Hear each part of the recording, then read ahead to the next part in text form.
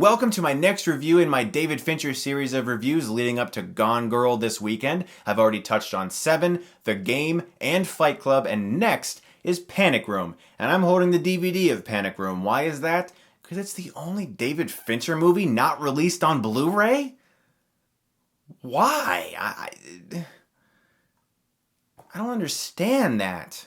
Makes me mad. Now would be the perfect time to release this movie. Come on, Blu-ray people. Excuse this curse word, but if I can buy Dragon Ball Evolution on Blu-ray, which I'll never do, of course, why can't I buy this movie on Blu-ray? But enough of that, let's talk about this movie. This is, in my opinion, one of David Fincher's most underrated films because a lot of people compare it to his films like Fight Club or Seven because he's made excellent movies before. Panic Room is a straight-up thriller. It's not trying to be anything else, and if you view Panic Room just as what it is trying to be, an intense thriller, it's pretty damn good. Panic Room stars Jodie Foster and a young Kristen Stewart, as well as Forest Whitaker, Jared Leto, and Dwight Yoakam in a role that makes you wonder why women ever scream his name at concerts. So Jodie Foster moves into this big house that has this panic room. It's this area in which you can hide that's basically like a safe made to carry on life. It has a camera feed linked to various cameras throughout the house. It has various food supplies and things you may need in case there's ever a burglary and you want to be somewhere safe.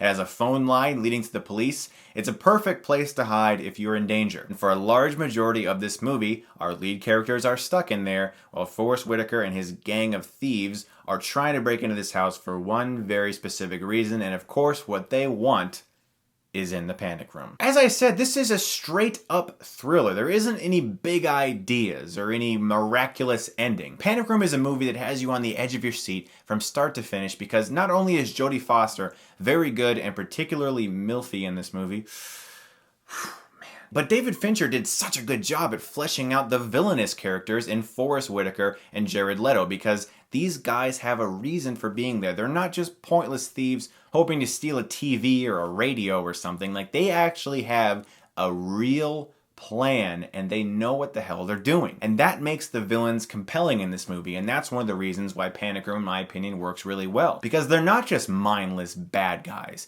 They have a compelling reason for being there, and that's one of the things I loved about Panic Room. It's of course magnificently directed. It's a David Fincher movie. It's going to look meticulously flawless. But he had a really cool way of using digital technology to zoom in and out of various objects you normally couldn't get a shot with. He experimented with that a little bit in Fight Club, and he did it a lot more in Panic Room, and I thought it paid off very well. Fincher proved that he was an expert at building suspense in this movie, because this isn't a film like Seven where it has mounting dread with horrible, gruesome imagery. This is a straight-up suspense thriller, and he did a fantastic job with this. David Fincher has been quoted as saying that he makes films and movies. In my opinion, Panic Room is a movie. I think you know what I mean by that. Where something like The Social Network is more like a film, I think Panic Room is a movie. It's a movie made to be pure entertainment. I'm gonna give Panic Room an A. I think it's a very underrated film from David Fincher, and I think it's one of the best thrillers of the first 10 years of the millennium. I hope you stay tuned, guys, for my upcoming David Fincher reviews leading up to Gone Girl this Thursday. Those will be out very soon, and as always, thank you so much for watching, and if you like this, you can click right here and get Stuckmanized.